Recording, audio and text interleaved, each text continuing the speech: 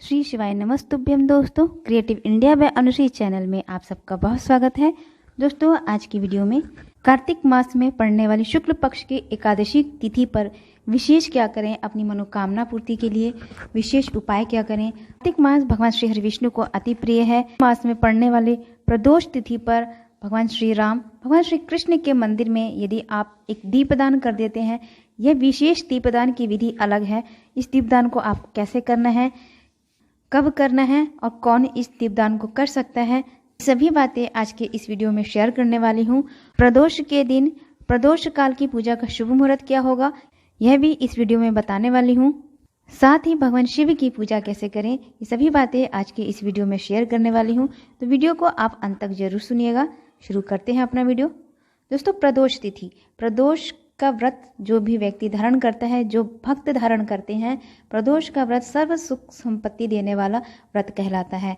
सभी समस्याओं का हल करने वाला ये व्रत कहलाता है। दोस्तों, माना जाता है प्रदोष का व्रत करने से जीवन के समस्त प्रकार की मनोकामनाएं पूर्ण होती है, जीवन के सभी संकट दूर होते हैं, भगवान शिव भोलेनाथ माता पार्वती की विशेष कृपा प्राप्त हो जाती है। पुराणों में लिखा गया है, शिव महापुराण में बताया गया है कि हर व्यक्ति को अपने जीवन में एक बार प्रदोष का व्रत जरूर धारण करना चाहिए। प्रदोष का व्रत कम से कम 11 या 26 व्रत करने चाहिए। 26 व्रत करने के बाद ही व्रत का उद्यापन करना चाहिए। यदि आप उसके आगे प्रदोष का व्रत धारण करना चाहते हैं 26 व्रत के बाद, तो आप आगे कंटिन्यू कर सकते हैं। लेकिन जैसे यदि आप किसी कामना से प्रदोष का व्रत धारण कर रहे हैं, तो 11 या 26 व्रत धारण करने का संकल्प लेकर ही आप प्रदोष का व्रत धारण करें। दोस्तों, प्रदोष के व्रत में नमक नहीं लिया जाता है, नमक का सेवन नहीं किया जाता है। प्रदोष के व्रत में फलाहार किया जाता है। जैसे कि आप सोमवार का व्रत धारण करते हैं या शिवरात्रि का व्रत धारण करते हैं, तो उसमें उन व्रतों में एक समय यानी रात्रि के समय अनाज ले लिया जाता है, यानी दूध रोटी खा लिया जाता है, या फिर आप हलवा बना के खा लेते हैं। लेकिन प्रदोष के व्रत में केवल फलाहार पर रहा जाता है, फलाहार किया जाता है। अगले दिन ही प्रदोष व्रत का पारण किया जाता है। दोस्तों, अब बात करते हैं प्रदोष व्रत का शुभ मुहूर्त कब है, किन किन समय पर आपको शुभ मुहूर्त मिल रहा है पूजा करने के लिए। तो ब्रह्म मुहूर्त का समय होगा 4:43 से 5:35 तक सुबह का समय होगा। अभिजीत मुहूर्त होगा 11:30 बजे से लेकर 12:17 तक। विजय मुहूर्त माना जाएगा 1:45 बजे से लेकर 2:28 तक। गोधूली मुहूर्त माना जाएगा 5:23 से शाम के 5:49 तक। अमृत काल का मुहूर्त होगा 7:12 से 8:47 तक। निशिता मुहूर्त होगा 11:29 से 12:22 तक। रवि योग होगा 11:56 से रात के 6 यानी सुबह अगले दिन 6:28 तक। दोस्तों, ये शुभ समय है। इन शुभ समय में आप किसी भी समय भगवान भोलेनाथ की पूजा कर सकते हैं। लेकिन भगवान भोलेनाथ का पूजा का उत्तम समय होता है प्रदोष काल का समय।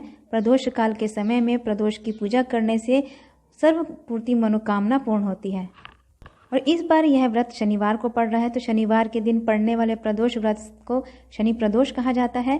त्रयोदशी तिथि पर प्रदोष व्रत रखा जाता है। दोस्तों, यदि प्रदोष का व्रत शनिवार को पड़ता है, तो शनि प्रदोष में संतान प्राप्ति के लिए उत्तम प्रदोष का दिन माना जाता है, उत्तम तिथि मानी जाती है।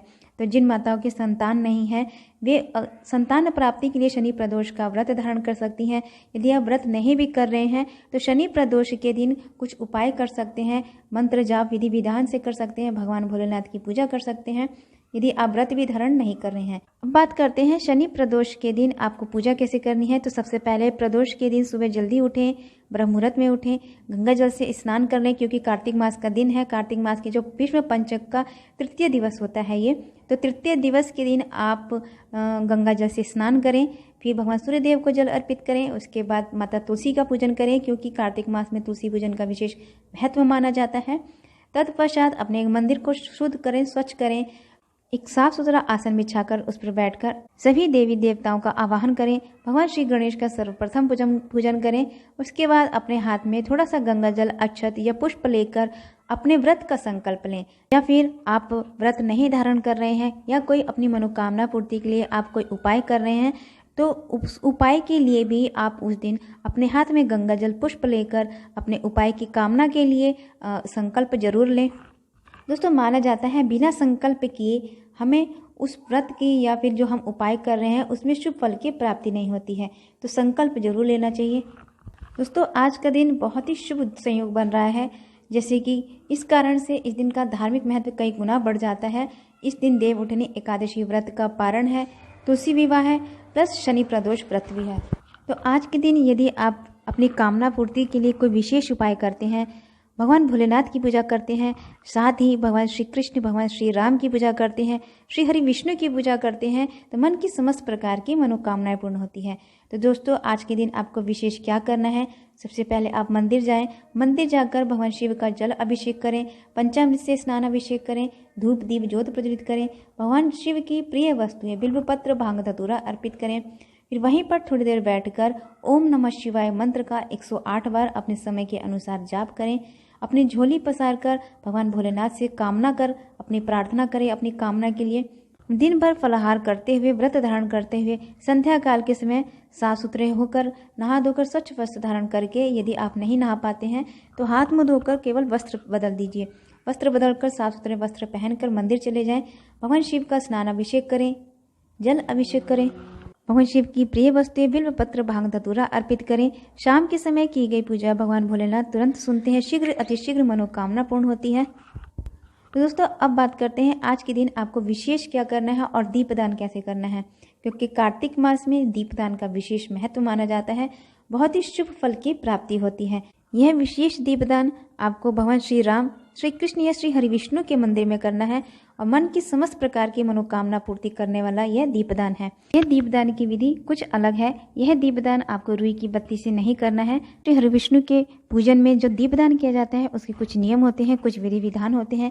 नियम के अनुसार, विधि विधान के अनुसार यदि आप दीपदान करते हैं तो शीघ्र अतिशीघ्र शुभ फल की प्राप्ति होती है। तो यह दीपदान यदि आप धन व्यापार में वृद्धि करना चाहते हैं, धन व्यापार वृद्धि की कामना रखते हैं, या उत्तम संतान की कामना रखते हैं, या फिर शीघ्र विवाह की कामना रखते हैं, विवाह में कोई बाधा आ रही है, के लिए वर या वधु उत्तम नहीं मिल पा रहे हैं, या फिर आप कुछ ऐसा कार्य कर रहे हैं जिसमें सफलता की प्राप्ति नहीं हो रही है, घर में आपसी कलेश बना हुआ है, घर के सभी सदस्यों में आपसी मनमुटाव है, सुख समृद्धि की वृद्धि नहीं हो रही है, माता लक्ष्मी का वास आपके घर पर नहीं है, चाहे खर्चे होते हैं, धन में वृद्धि नहीं है, धन की कमी के कारण घर में कलेश बना हुआ है, तो जिस भी कामना से आप यह दीपदान कर रहे हैं तो अवश्य ही आपकी हर मनोकामना पूर्ण होगी। शीघ्र अतिशीघ्र जीवन के सभी कष्ट और संकट दूर होंगे। भगवान श्री हरि विष्णु की कृपा से माता लक्ष्मी आपके घर पे सदा सर्वदा के लिए निवास करेंगी। भगवान श्री हरि विष्णु के साथ माता लक्ष्मी स्थिर वास करेंगी। तो ये दीपदान आपको कैसे करना है दोस्तों? तो कार्तिक मास के शुक्ल पक्ष की प्रदोष तिथि हो या फिर कृष्ण पक्ष की प्रदोष तिथि हो, यानी त्रयोदशी तिथि पर यह दीपदान किया जाता है भगवान श्री हरि विष्णु, भगवान श्री कृष्ण, भगवान श्री राम के मंदिर में। इस दीपदान का इतना चमत्कारी प्रभाव हमारे जीवन पर पड़ता है तो कि स्वयं आप अपने आंखों से इसका चमत्कार देखेंगे। दोस्तों, सबसे पहले आपको क्या करना है, यह दीपदान आप सुबह भी कर सकते हैं या संध्या काल के समय भी कर सकते हैं। तो यह दीपदान आपको कैसे करना है, तुलसी की 7 डंडी ले लें। तुलसी की 7 डंडी यानी छोटी छोटी या पतली पतली जो टहनियाँ होती हैं वे डंडी ले लें, जो कि उसे अच्छे से सुखा लें, अच्छे से धोकर सुखा लें। सुखाने के बाद उसके छोटे छोटे से टुकड़े कर दें और पतले पतले टुकड़े कर दें। उसके बाद उसे एक डिब्बे में डालकर उसमें पूरा घी ऊपर तक भर दें, जिससे कि वह डंडी पूरे अच्छे से भीग जाए, घी से एकदम तरबतर हो जाए। ऐसे इस प्रकार से उसमें घी डालिए। उसके बाद भगवान श्री राम के मंदिर में, भगवान श्री कृष्ण, भगवान श्री हरि विष्णु के मंदिर में, आपके आसपास जो भी मंदिर हो उस मंदिर में, जिन भी स्वरूप का मंदिर हो, किसी भी स्वरूप के मंदिर में जाकर अपनी कामना बोलकर, अपना नाम और गोत्र बोलकर भगवान श्री हरि विष्णु के सम्मुख, भगवान श्री कृष्ण के सम्मुख या फिर भगवान श्री राम के सम्मुख अपनी कामना बोलकर, झोली पसार कर, अपना नाम और गोत्र बोलकर भगवान श्री हरि विष्णु से प्रार्थना कर इस दीप को प्रज्वलित कर दीजिए। इसके बाद भोग अर्पित कीजिए। बाद वहाँ थोड़ी देर बैठकर भगवान श्री हरि विष्णु के ओम नमो भगवते वासुदेवाय नमः मंत्र का जाप 108 बार करें तुलसी की माला से। यदि समय हो तो आप 108 बार कर सकते हैं, नहीं समय हो तो आप 11 बार, 21 बार या 51 बार भी कर सकते हैं, अपने समय के अनुसार कर सकते हैं। दोस्तों यह दीपदान कोई भी कर सकता है, बच्चे भी इस दीपदान को कर सकते हैं अपनी विद्या प्राप्ति के लिए, शिक्षा ज्ञान में वृद्धि के लिए इस दीपदान को कर सकते हैं। चाहे वह पुरुष हो या महिला हो, वे भी इस दीपदान को कर सकते हैं। लेकिन एक बात का विशेष ध्यान रखें, यदि आप रजस्वला धर्म से हैं तो उन दिन इस दीपदान को, इस विशेष दीपदान को बिल्कुल ना जलाएं। बिल्कुल दीप प्रज्वलित नहीं करना है आपको। यदि आप प्रज्वलित करना चाहते हैं तो आप घर के किसी सदस्य से इस दीपदान को प्रज्वलित करवा सकते हैं अपनी कामना बोलकर, और थोड़ी दूर पर खड़े होकर आप मन ही मन भगवान श्री हरि विष्णु की प्रतिमा का ध्यान करके अपनी कामना बोलते हुए इस दीप को प्रज्वलित करवा सकते हैं। तो दोस्तों आशा करती हूँ आज का वीडियो आपको अच्छा लगा होगा। प्रदोष तिथि से संबंधित समस्त जानकारी देने की कोशिश की है मैंने, और एक विशेष दीपदान भी बताया है। यदि आपको इससे कोई चमत्कारी प्रभाव मिलता है, आपकी शीघ्र अतिशीघ्र मनोकामना कोई पूर्ण होने वाली है, तो कमेंट बॉक्स में कमेंट करके ज़रूर बताइएगा। बेल आइकन को जरूर प्रेस कीजिएगा, जिससे कि वीडियो की जो भी नोटिफिकेशन है आपको मिलती रहे। लाइक कीजिए, शेयर कीजिए, सब्सक्राइब कीजिए मेरे चैनल को। मिलते हैं अगले वीडियो में, तब तक के लिए नमस्कार। श्री शिवाय नमस्तुभ्यम दोस्तों, creative India by Anushree channel में आप सबका बहुत